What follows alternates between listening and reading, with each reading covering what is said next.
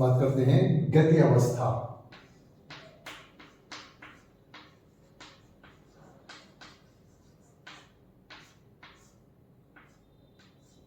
या गतिमान।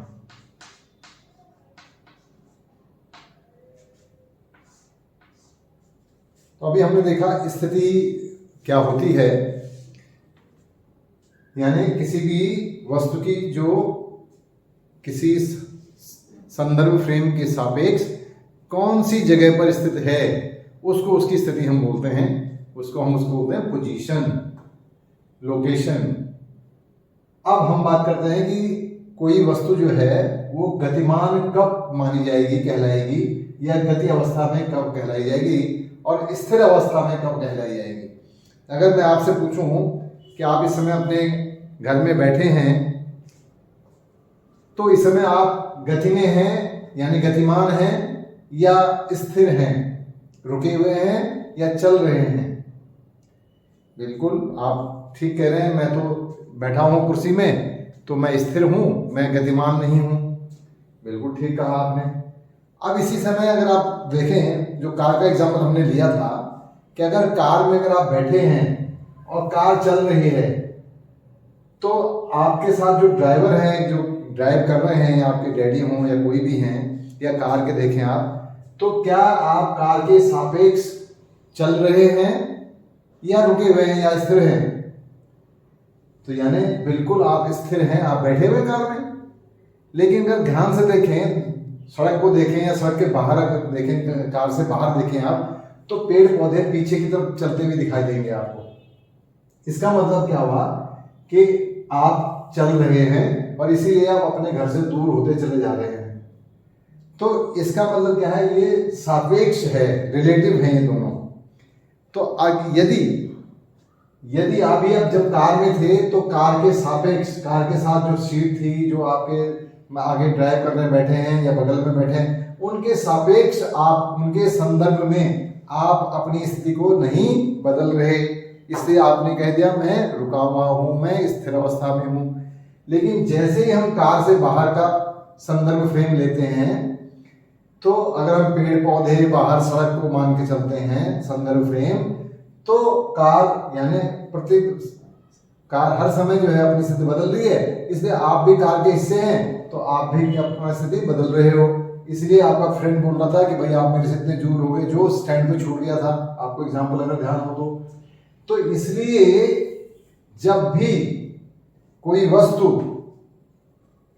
अपने वातावरण के सापेक्ष स्थिति परिवर्तन करता है तो उस वस्तु को हम बोलते हैं गतिमान अवस्था में है या गति अवस्था में है, या वह वस्तु गतिमान है। एक बार फिर से देखें कि यदि कोई भी वस्तु अपने सराउंडिंग यानी वातावरण के आसपास के सापेक्ष स्थिति में परिवर्तन कर रहा है तो हम उसे कहेंगे वह वस्तु गतिमान है या वह वस्तु गति अवस्था में है। जैसे हम ये देखते हैं कि यह आपका घर है। अब आपके घर से आप जो है चल पड़े, यहाँ पर हैं, कभी यहाँ 10 मीटर पे हैं, यहाँ 20 मीटर पे हैं, यहाँ 30 मीटर पे हैं, यहाँ 40 मीटर पे। तो आप क्या कर रहे हैं, पहले स्थिति आपकी कहाँ थी, आपके घर में। कुछ सेकंड बाद आपकी कहाँ हो गई, 10 मीटर पे, उसके बाद कहाँ हो गई 20 मीटर पे, उसके बाद कहाँ हो गई 30 मीटर पे। तो यानी इस संदर्भ फ्रेम में सड़क है, आपका घर है, उसके संदर्भ में आप अपनी स्थिति परिवर्तित कर रहे हैं, तो इसलिए आप गतिमान कहलाएंगे। अब यदि आप घर में ही बैठे हैं, पलंग में सो रहे हैं, तो भी आप गतिमान हो सकते हैं। क्यों हो सकते हैं? अगर हम अपना संदर्भ फ्रेम यानी संदर्भ जो फ्रेम है उसको बदल दें, अब संदर्भ का पॉइंट बदल दें, संदर्भ का बिंदु बदल दें, ओरिजिन को बदल दें या आरंभ बिंदु को बदल दें, तो हम ये मान सकते हैं कि अगर हम सोलर सिस्टम को समझ लें, सौर मंडल को अगर हम अपना फ्रेम मान लें, संदर्भ फ्रेम, तो सूर्य के संदर्भ में पृथ्वी क्या कर रही है, चलने पे लगी हुई है। इसलिए चूंकि मैं एक पृथ्वी का हिस्सा हूं तो मैं भी क्या हूं, चल रहा हूं, मेरी भी स्थिति क्या हो रही है, निरंतर बदल रही है। आपकी अर्थ घूम रही है नहीं घूम रही है, रिवॉल्व करने सन के आरों पर, तो कभी यहाँ पर है तो कभी यहाँ पर है तो कभी यहाँ पर कभी यहाँ, और ये कब होता है, ये आपका 365 दिन में। और अपनी धुरी पे घूमना, उससे भी हम कर सकते हैं। तो धुरी पे जब घूम रहा है दिन रात, जिसकी वजह से वो भी घूम रहा है।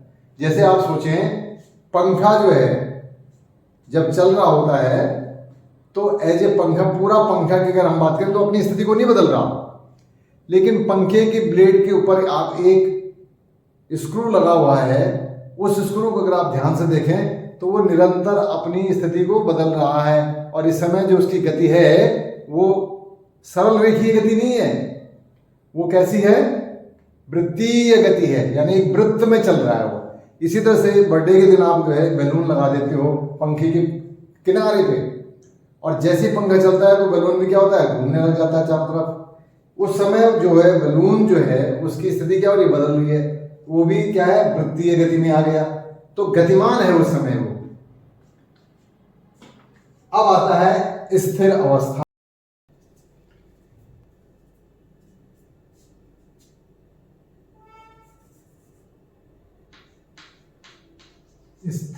स्थिरावस्था या विरामावस्था। कब कहेंगे कि हम स्थिर हैं या विराम में हैं, यानी रुके हुए हैं।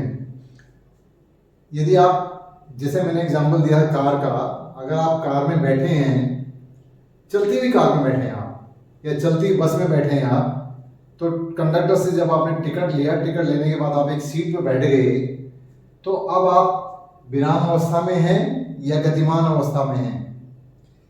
कहने का मतलब है कि अगर आप उस बस को देखें, संदर्भ फ्रेम और संदर्भ बिंदु जो है, संदर्भ फ्रेम आप बस को देखें और संदर्भ जो बिंदु है वो आप ड्राइवर को देखें, तो आपकी जो स्थिति है वो आप बिल्कुल वहीं पर हो उसमें, और आप में कोई अंतर नहीं आ रहा। हाँ, जब टिकट लेके आप चले थे उस समय स्थिति में परिवर्तन हो रहा था, लेकिन अब जब आप सीट पर बैठ गए तो ड्राइवर से आपकी जो स्थिति है वो वहीं की वहीं है, इसमें कोई परिवर्तन नहीं हो रहा। इसलिए हम कह सकते हैं कि आप स्थिर हैं या स्थिरावस्था में हैं, या फिर विरामावस्था में हैं, या आप विराम में हैं, यानी आप गति में नहीं, जबकि बस चल रही है। ठीक उसी तरह से जब आप अपने घर में बैठे हुए हैं, कुर्सी पे पढ़ रहे हैं, तो उस कमरे के आसपास जितना भी जो है उस कमरे को अगर आप संदर्भ फ्रेम ले लें और अपने टेबल को या चेयर को आप संदर्भ बिंदु ले लें, तो आपकी स्थिति में कोई परिवर्तन नहीं हो रहा, इसलिए आप विरामावस्था में कहलाएंगे। लेकिन ठीक इसके विपरीत, यदि आप बेड में सो भी रहे हैं फिर भी आप गति अवस्था में हो सकते हैं। कैसे? रात में चलने की आदत की वजह से नहीं, आप सोए हुए हैं बेड में, लेकिन अब आप संदर्भ फ्रेम जो है अपना बेडरूम नहीं बल्कि सौर मंडल को ले लें, सोलर सिस्टम को ले लें, सौर मंडल को, तो सन के सापेक्ष पृथ्वी क्या है? चलायमान है, चल रही है, गतिमान है। और चूंकि आप पृथ्वी में हैं, उसके एक हिस्से हैं, तो आप भी गतिमान हैं। तो जैसे ही हम रेफरेंस यानी फ्रेम या रेफरेंस पॉइंट को बदलते हैं तो हमारी अवस्था भी बदल सकती है।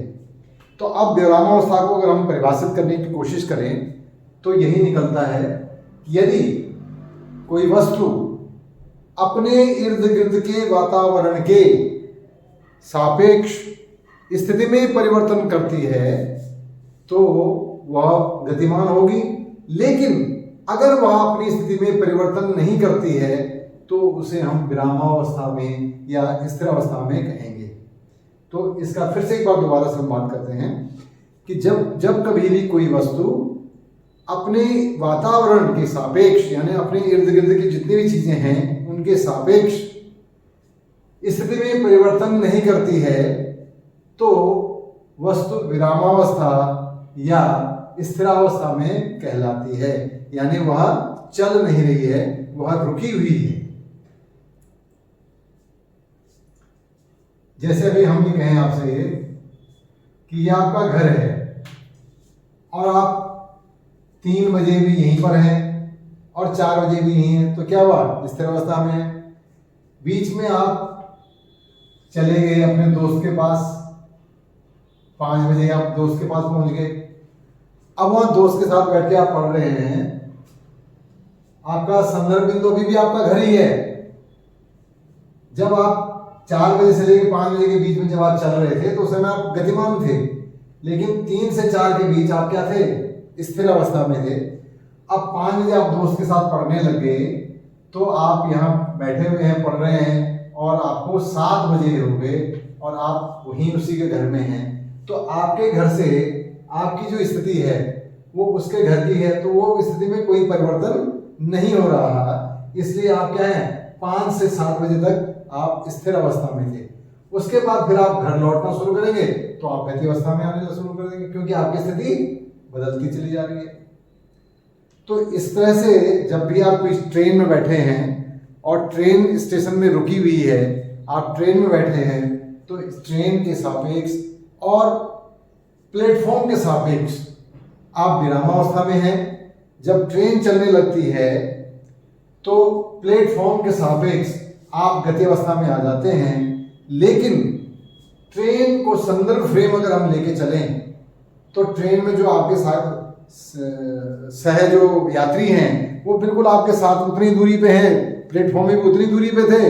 अब जो है ट्रेन 180 की स्पीड से चल रही है तो भी उतनी दूरी पे है, आप 90 की स्पीड से ट्रेन चल रही है तो भी आप उनके बीच में उतनी दूरी है, क्योंकि आप संदर्भ किसको बना रहे हैं, उस ट्रेन के कंपार्टमेंट को। तो उस समय आप अपने आप को क्या कह सकते हैं, स्थिर अवस्था यानी विरामावस्था में है सारे पैसेंजर। और अगर हम बाहर को देखें, ट्रेन के ट्रैक्स को देखें या बाहर खेतों को देखें, उसको रेफरेंस देखें या प्लेटफॉर्म को हम रेफरेंस पॉइंट बना के चले, तो संदर्भ बिंदु लेके चलें, तो आपकी ट्रेन लगातार जो है आगे बढ़ रही है, इसका मतलब आप भी आगे बढ़ रहे हैं, तो आप गति अवस्था में हैं। तो मुझे उम्मीद है कि स्थिरावस्था और विरामावस्था जो है या गतिमान अवस्था है, तो ये गतिमान अवस्था में या जो विराम अवस्था है या गति अवस्था है, इन दोनों में आप अंतर समझ पाए होंगे और इसको अच्छी तरह से समझें। अगर कहीं पर आपको दिक्कत आती है तो आप कमेंट बॉक्स में जरूर लिखें, कोई एग्जाम्पल में आपको समझ में आता है कि कौन सी है, क्या है, तो उसके बाद आप मैं कमेंट बॉक्स में और क्लियर कर दूंगा। तो इससे आगे फिर, क्योंकि ये जब क्लियर होगा तो हम आगे की समस्याएं जो आपकी विस्थापन क्या होता है, दूरी तय कैसे होती है, वो सारी चीजें, चाल है, वेग है, तो हम सब इसको समझ पाएंगे। तो इसको एक बार ध्यान से वीडियो को एक बार सुने, अगर नहीं समझ आता तो दोबारा सुने जब तक समझ नहीं आ जाता है। मुझे उम्मीद है कि आप समझ चुके होंगे।